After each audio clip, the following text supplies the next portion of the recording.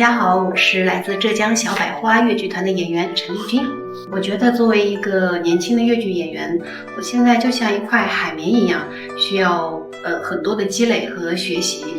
但是机遇突然的出现，它摆在你的面前，我应该做点什么，或者说我能不能够做得好，这样那样的顾虑还是会有很多的。但是当你真正开始去做事情的时候，其实你也没有时间去顾虑什么了，而是去想着要把这件事情去做好。首先真的非常感谢大家对我们的喜爱和支持，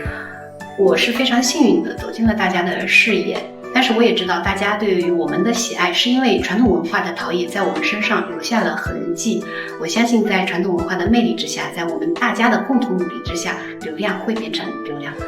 天上掉下个林妹妹，是一朵青云刚侧身。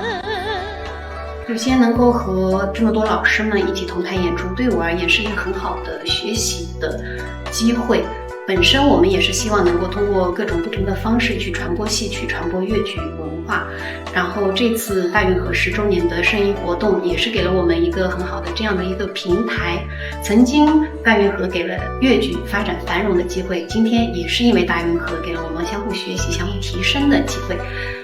所以我们都非常的感谢大运河，有了这样的源头活水，我相信我们戏曲一定能够更加的繁荣生生不息。